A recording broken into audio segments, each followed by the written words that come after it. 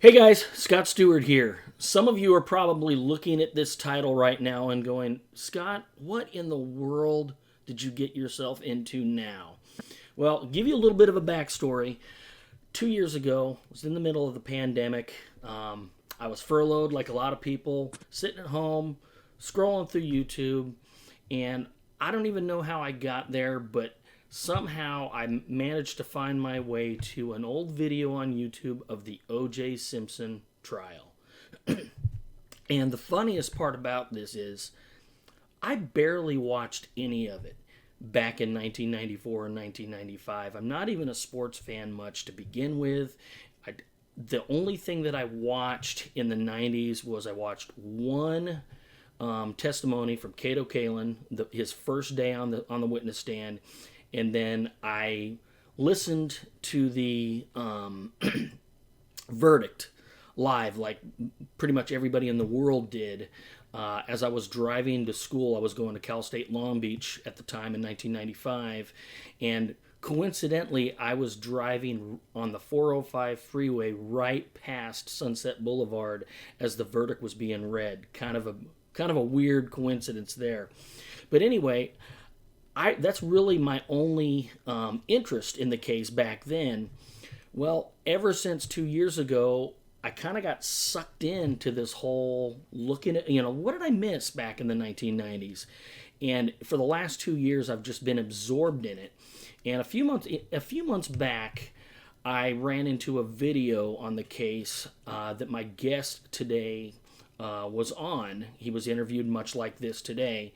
And it was the first time that I ever kind of had like a light bulb go off in my head of there might be something different than what we normally hear about this case. Most people know two common narratives: the prosecution's narrative and the defense's narrative. They're well known. The gentleman that I've got with me today has a very different story. I was so intrigued by what I heard that I actually immediately the interviewer left his email on their YouTube channel, and I immediately sent him an email. Hey, this is really intriguing. Thank you for putting this out there. And I wasn't expecting to even get a response. Well, he responded within 30 minutes of me sending the email. And not only that, but we exchanged numbers. And since that time, we've been communicating constantly. He's become what I consider to be a good friend of mine now. We've really gotten to know each other. We've really kind of found some common ground in a lot of different areas, even outside this case. So I decided to invite him here today on my channel to share with you guys the story that he tells. And it is a very different story than what most of us know. So before I give him a chance to get started, let me just first introduce you. He's an author, he's an investigator producer. He's written a book called Ron's Revenge. It is about the O.J. Simpson case, and I've read that book from cover to cover, and he's going to share with you just basically a synopsis today of what the contents are of that book. So Chris, thank you for joining me here today. Welcome. Yeah, thanks a lot, Scott. Appreciate it. Honored to be here and to talk about the case and the journey. Yeah.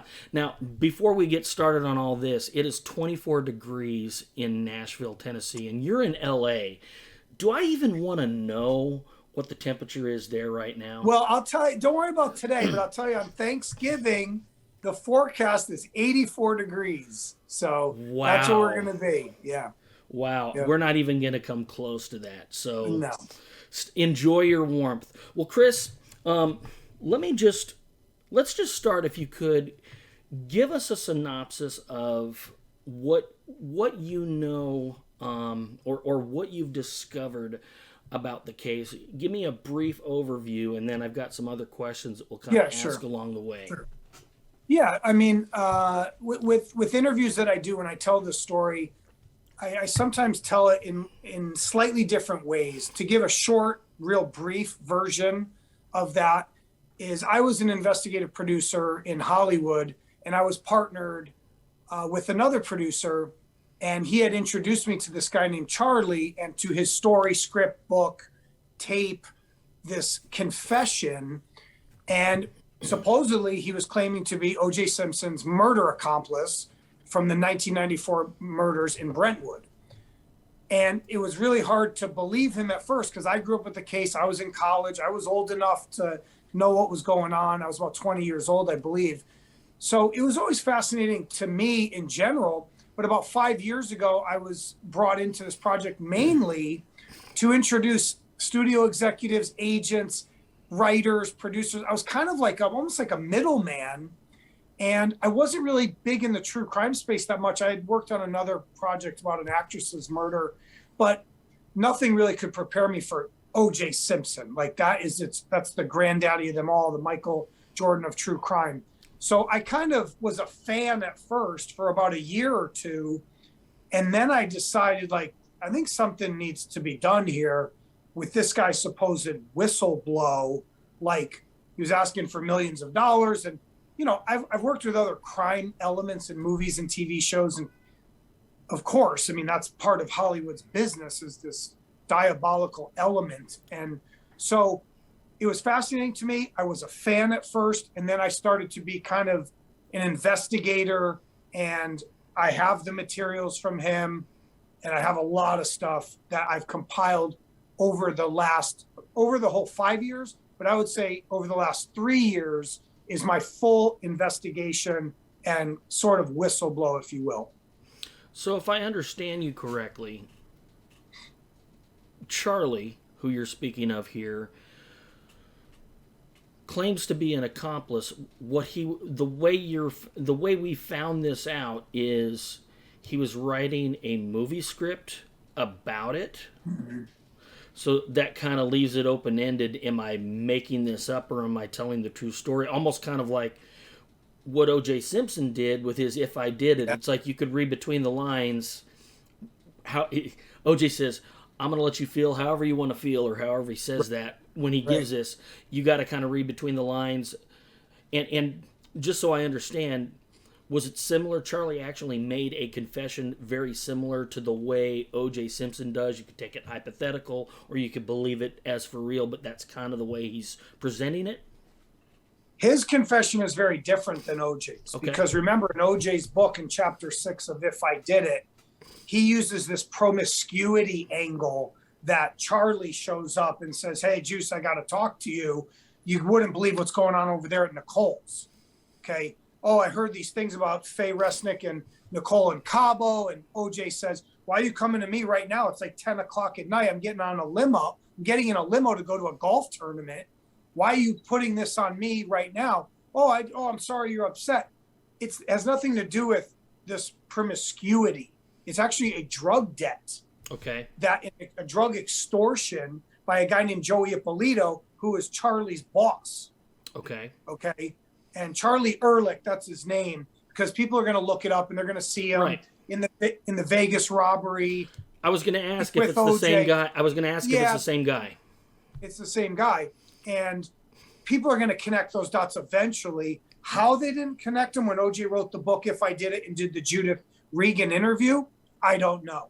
I can't speak for these lawyers, investigators, even lay people. I can't speak for what you were all thinking. I wasn't paying attention in 2006, okay? And the interview was actually shelved by Rupert Murdoch for 12 years. No one ever saw it until 2018. And the book was not shelved so much. They sold, I think, 400,000 copies, but nobody read chapter 6. People couldn't even stomach the book. 90% of the people that I've talked to or reached out to, they never read chapter 6. They'd be like, "Yeah, I have the book." "Yeah." I go, "Did you read chapter 6? No." I'm like, so this thing is like cloaked where OJ, but remember, OJ can say it. Charlie can't. Right. So OJ has the double jeopardy. It doesn't matter what anyone says. They can't reopen the case, right? You cannot touch OJ. You can reopen the case against Charlie Ehrlich. Okay, so there's a lot to it. And it took me years to like uncover other witnesses. They didn't want to talk to me at first. A lot of mafia guys were involved. They didn't want to say anything about it. So this went on for a long time. These pieces of information came very slowly. Right. That's why people have to understand. They think I just like come out of the woodwork. This has been going on for 5 years. And I'm still learning new things every day. Mm-hmm. I really am. You've pointed out some things. Mm-hmm. You have a good mind for it. You kind of have that pit bull mentality. in the investigative side, and I think that wanted me to keep you close because I need help. Yeah, I appreciate that too. They've been blocking me for 3 years. Okay. Mm-hmm. And the public has a right to know, a need to know, and there's a public safety issue. So I'm tired of the media. That's why I wrote the book. I wrote the first book was actually called If We Did It. That's the first version. Right. Okay. Then I basically redid it and called it Ron's Revenge. For the dead, it's never over. I played this kind of angle that Ron partly solved his own murder by bringing me into it, showing me the light, showing me things. Go get him. And so that's what brought us to today. Now, as you're talking about the whole thing with Charlie showing up at OJ's mansion in Rockingham, which is a very different story than the normal narrative. Mm-hmm. The way you describe it, I've got to ask the question. There's always been the assumption that this was a premeditated murder. Are you saying that it was not? Correct. It's not premeditated, and that's where Marcia Clark and Darden got this wrong. And I'm sure we'll talk about their timeline too. Their timeline is off. Their motive is off. They're lost, right? And that was very obvious even during the trial, how the timelines didn't match up, and people wrote books about this. But look, OJ's chipping golf balls. He tells you that in his book. He tells you that of chipping golf balls, waiting for the limousine for Alan Park to show up. He's minutes away. He says, I see a sedan drive by my gate. I don't know who it is. He's telling you. OJ confessed to us in 2006. He said it's hypothetical to confuse you, to keep you off guard. He told us there was an accomplice. He calls him Charlie. Right. He just doesn't say his last name. So it's not premeditated. It's a spur of the moment thing. He doesn't know Charlie's showing up and putting this drug debt on him at 10:15 p.m.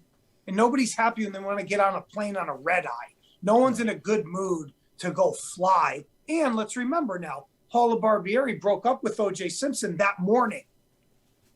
And he had this up and down with Nicole. And he hated Nicole on June 12th. They were at each other like cats and dogs, really bad.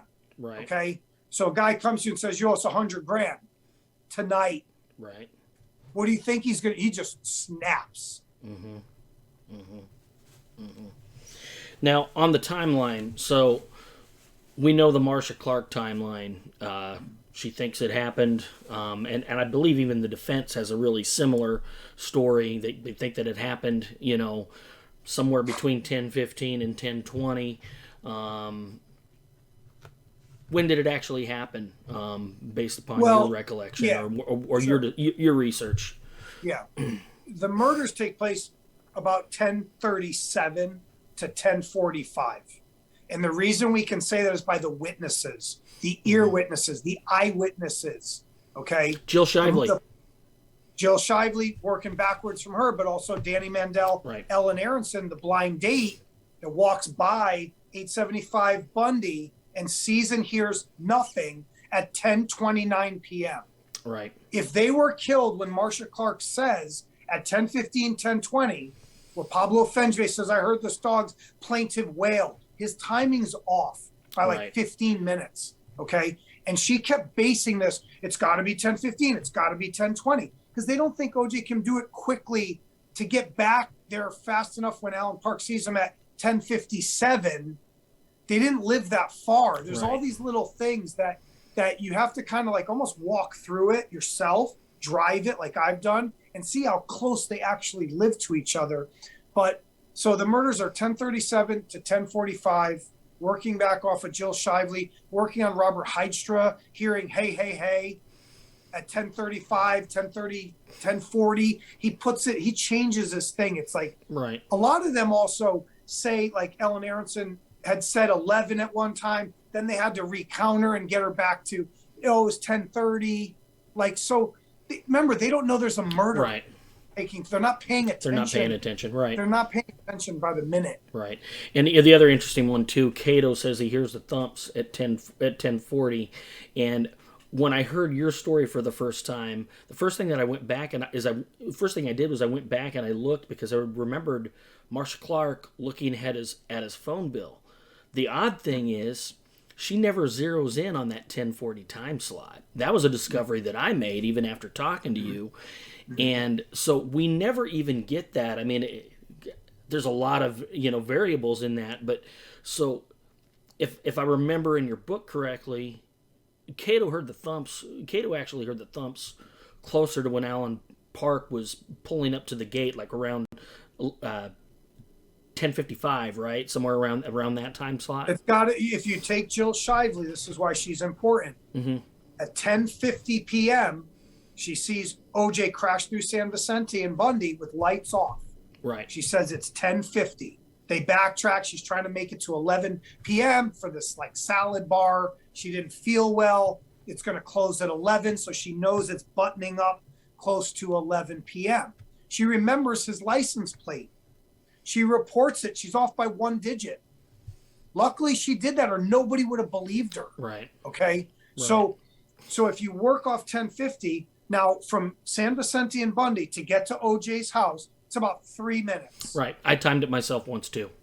So he's back there banging on that wall at about 10:53, 10:54. Because Alan Park says, I saw a black man in all black clothing. It's his skin. He's not dressed. He's in boxers and socks. Did Charlie take his stuff? Yes. Okay. Charlie, that's why they never find it. Right. So it's 10:57 p.m. Alan Park gets off the phone at like 10:56. I think it's with his mom or his boss, Dale St. John. It's either the mother or the boss. And he goes, I got to hang up. When he hangs up, and they have a record of his call, he sees Cato coming towards him, and behind him, a black man going to the house. Simultaneous. Yeah, I remember that. That was one of the things on Alan Park's testimony that made me go, wait a minute. Mm-hmm. Cato can't tell us that he didn't already see OJ. Right. So did he actually see him when he went back behind the house? Oh, yeah. Yep. And Cato tells you the story, likes to give you the details, and he goes into his actor mode. I grabbed a flashlight and I went in. OJ is signaling him to come out and help him. That's what this was. That's why he's banging. Right. That's why he's banging on his door, on his wall. He's banging. He knows he's in there. Okay. And he comes out. He's got a little pen light or a small flashlight. And he says, I went around the house. And Marcia Clark asks him, didn't you see the limo? Yeah, I saw the limo. Why didn't you let him in? I just didn't let him in. Well, why didn't you let him in? He was waiting for OJ. I don't know. So he keeps walking to the back of the house. Well, I looked at the back of the house and she asked, did you walk further down the pathway? No. Why? Well, I was scared. No, Cato. OJ's standing right in front of you. You can't walk back there. And he's telling you, let him in. Right? And look, we have to give Cato, he doesn't know there's a murder either. He's probably like, what is OJ in his boxers behind the house? He probably thinks he's like messing around with some girl. Right. Like that's probably what he's thinking, because OJ may not have really much blood on him. He's stripped down. Which would explain why he was kind of trying to cover for him a little bit with the limo driver and yeah. Yeah, and then Cato walks out. Did you feel an earthquake? Yada yada. That's all just an act. Is basically what we're saying. Yeah, exactly. Yeah. Or look, when he's on the phone with Rachel Ferrara, and he hears these thumps, he might have thought there's an earthquake. Right. Sure, he might have been like, "Whoa, what's on behind my wall? Like, what's going on? Is there an intruder?" So that's where, in this case, has a lot of these like little moments that are going to steer you the wrong way, and you're going to stick up for OJ a lot of times. Oh, that doesn't make any sense. Why is there hardly any blood at Rockingham? Why is there no blood on his cream-colored carpets? You're going to start to think of these things. And I'll tell you, look, when I had reporters deal with me and we leaked some stuff over time to different reporters, they would call me at midnight, man. They'd be like, I don't believe it. I don't believe it. They'd have these second guessing. So, but just kind of staying on it. Cato sees them. And then Cato goes, yeah, then I decided to let the limo in. Oh, now he just decided I'm going to let the limo in. So there's a lot of inconsistencies. That's why OJ sneaks behind him, because he thinks they're trying to be slick. Like, Cato, you go walk to him, go distract him. I'm going to walk behind you. And then OJ, as Park's buzzing the thing again, OJ jumps on, I overslept. It was all like a setup. I overslept. Okay, and he buzzes him in. even to this day, we don't know if OJ buzzed him in or Cato buzzed him in. Like the way it's like goes back and forth. Like it's so it Very doesn't really inconsistent. matter. Yeah, it doesn't really matter who buzzed him in. It's just that OJ does talk to Allen Park and say, "Oh, I overslept. I'm getting ready. Come on in." Okay, and Cato's right there. So yeah, there's so much to it. We'll just cover the basics of right. this. And I was gonna say, the one thing in your book, and I think it's fascinating because chapter 6 of OJ's book, he basically tells you how the murders would have hypothetically gone down if he did it. What was interesting is your last chapter is also chapter 6 in your book, Right. and you talk about how the murders may have gone down. And I'm just going to say to my viewers here, as I want, I want to encourage people to get your book. If you want to know how that went down, we're not going to talk about that here today. That's in his book. That's in chapter 6 of his book.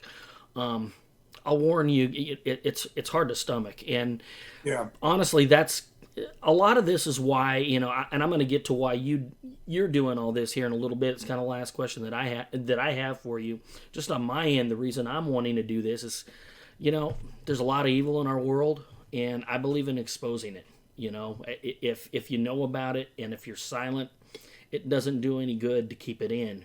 And so with this, Chris here has shared with me, I'm really glad to give you this platform to share this, because I think it's important to get this message out, because you're exposing evil. These are bad dudes. These are, there's somebody out there, interestingly enough, who's never even, Charlie has never even set foot in a courtroom, right? I mean, Right. he never even had to do a minute for this, and yet. And also, it's not even just about in the beginning, it was about Ron and Nicole, OJ and Charlie. Right. Was there another assailant? OJ admits to Jeffrey Felix in his book, Guarding the Juice. 2 drug dealers came to my house. He says 2. I also have other sources saying that there's someone else there. Now, removing them, because it's hard to confirm or deny it, and I've had a lot of strange things come out about this third person, and that part people are scared about. Like, they're afraid to reveal him. Okay. So, but anyway, here's my point. It's not just about the murders. This is about our society. This is about our journalism community. Right. When I go to all these reporters and they block and censor the story, that's wrong. So, yes, we want justice for Ron Goldman and Nicole, and we want OJ to burn a little bit and pay. He keeps lying about it. He keeps denying it to this day, minus the Judith Regan in the book, which hardly anyone saw. So he's able to still deny everything. The point is, like, it's about us. That's what I wrote also in the book. This is for Ron and Nicole. It's for all of us. Right. This is about all of us that lived this story, lived this trial, and the acquittal, and got gut punched on October 3rd, 95. Okay. And like you're pointing out, in my book also says this too, it doesn't matter how long it takes to do it. If you can make something right, you do it. And I believe this could help other cases with how our journalism community is in this country. They need to change. They need to really get their priorities straight. And this is the Hollywood media. And I hope this helps other murder victims, other whistleblowers. That's the point really of this. Ron and Nicole, it's bigger than them now. Right. I tried to do it. I tried to say, get justice. A lot of people think it's like, oh, who's Ron? Some guy used to make fun of Ron Goldman and say, oh, that douchebag. Like, he'd say these things to me, and I'd be like, did you know this guy? Like, what? So they already kind of hate the case, right? So you have to kind of make it relatable to all of us. It touches our judicial system, the media. Okay, they did fake stories at Discovery ID with Bill Deere. Norman Pardo did fake stories. They did Jason Simpson, Dodi Fayed, Glenn Rogers, and they're selling these movies. And so it's just, Hollywood's got to make right. You got to start, let's have a little bit of a moral compass. Yeah. Well, big question at this point, because I really want to credify you. I don't know if that's a good word to use or not, but I want to give credibility to what you're sharing here. As you're sharing all this stuff, it's obvious you're not just speculating. You've actually reached out to a lot of people and talked with a lot of people and a lot of players in this case. All of them. All of them. So fire off some names who you've talked to. You know, Sure. It would, the way I tell it is, it'd be hard for you to name a name I didn't contact. right? Okay. Cato The only Kalin. one of course, I'll Right. tell you when I didn't, because I thought about this too. Judge Ito, I never contacted. Right.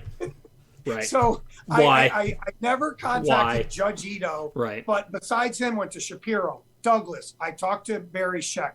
I went to Peter Neufeld. I went to Marcia Clark. Got a bunch of rude responses from her team. Chris Darden texted me saying a bunch of rude stuff to me. Okay, why? I went to Faye Resnick, ignored. Cato Kalin talked to me a little bit. He ran. Jill Shively was pretty cool. She talked about some things. She was pretty workable. The Ippolitos, they were pretty cool. The mob guys, Charlie himself, over time was actually pretty cool. He doesn't threaten you. He doesn't yell at you. He was a little upset that things were leaking out. Yes. Did we have some contentious conversations? Yes. Did he always know who I was? No. Okay. Did he know where this was coming from? No. Because I have to protect the story. He can't hold the cards. He has to be on guard. Like, who are you? I'm a reporter. I'm a journalist. I'm a screenwriter. Oh, okay. Like, who are all these people? So Right. I've done other undercover kind of cases, and you've got to keep them guessing a little bit. If you Right. give too much, remember too, Charlie's beaten everyone for almost 30 years.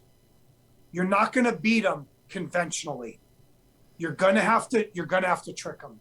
You're Right. going to have to fight dirty. And so, but like I said, I talked to Denise Pilnek at one time. She was kind of rude.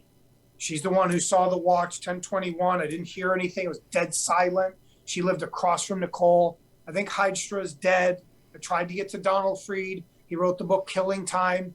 I have another investigator that I've been working with. Brilliant guy, knows so much. He knew OJ. He knew Bill Waz. He knew the major characters in this conspiracy with Rob Kardashian. So I think everyone they've all given me little pieces. Even sometimes their deniability or their denials tell me something too. Mm-hmm. Okay. And a lot of times, AC Collins, no one could find him. I never could get to him. AC Collins never testified. Faye Resnick never testified, nor did Jill Shively. Your case right there in those three people should tell you a lot about why OJ was acquitted. And Cato's buddy, Grant Kramer, never heard from as well. Where's I always wondered about him. So Cato stayed with him for 2 days. He was told to leave by the defense team and supposedly was paid off by the defense. Right. Through a source said that Cato told him that. Right. And Cato should come clean. And I think Cato could get immunity. I don't think he's going to go to jail. He didn't murder anyone. Right. Okay. But when you hide it and you hold this, did Cato see the Bronco come back? Did Charlie park the Bronco when Cato saw him? Probably. OJ didn't drop it off. That's why Allen Park never saw it before, during, or after. I never saw the white Bronco. Right. And that's bugged Allen Park for decades. I saw an interview with him, and towards the end, he's finally like, yeah, I guess it was there. Even he has to think it's there. He can't fathom, how is it not there? I saw OJ because Charlie's holding it on Bristol Street. Right. It's a fascinating story. It is. Really is. There's so much to it, man. There's like mountains of evidence in just little pieces of it. Like the trial does that. The trial goes on for 10 months. 10 months. Right. A trial went on. Think about that. For you to research it, you'd have to watch 8 hours a day for 10 months. And that's just the trial. Right. That's not looking at the evidence and all the documents. And so, I'm amazed because I've been absorbed in it for the last 2 years, and even I'm coming across videos and of days of the testimony and stuff like that I never even saw before. Yeah. So yeah, there's the whole civil trial. Yeah. There's the whole criminal trial. Then there's the conspiracy theories and all those like offshoot theories. Right. Look, that's why it took me so long. It took years. Right. People try to think it's like, and also look, when a guy, I didn't know who Charlie was. Okay. Mm-hmm. When a guy comes forward and goes, I was with OJ at the murders, you should listen. Yeah. Right. And if he's fake, you'll know. Right. If you're you have half a brain in your head, you'll know he's fake. Right. Okay. So the fact that the media knows he's out there pitching a project to all of Hollywood, you don't see a problem there? Right. So this is a bigger issue about how transparent we are. Okay. So. Yeah. Well, Chris, thank you for being here today. I got the warning on my screen here. I don't have the upgraded Zoom. Yeah, no worries. So, no worries. Man, thanks for taking the time to do this with me today. Thanks for all your correspondence. Sure, over the last couple of months. It's nice to kind of see some. A lot of times a case like this, when you hear two very stern narratives that don't match up, that nobody can agree on, you usually realize that the truth is probably somewhere beside one of those narratives, especially when the media is involved. Yeah, and it's cloaked in a way right. too. It's a very famous case. There's a lot of moving parts, a lot of characters.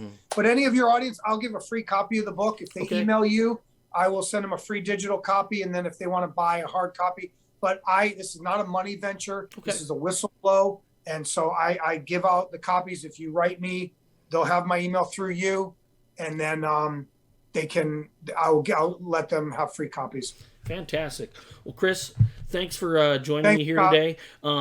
We need to make this official one of these days. I'm gonna go out to California because I've got a couple timeline studies that I want to do on a video now too. One with Marsha Clark's timeline, just because that's what everybody knows. Yeah. Everybody asks, did he have time to do it? So I want to show that he did, because I've been there. I've been to all of the locations, including the McDonald's on Santa Monica and 26th. I've been there. I've seen it all.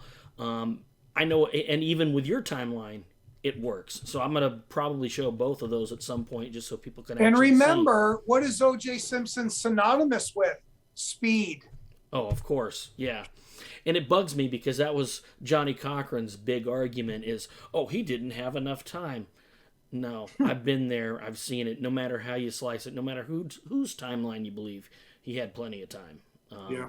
Well, anyway, thanks for being here. Thanks a lot. Let's catch up when I'm in LA and get lunch. You got it. See you, bud. See you, man. Thank you.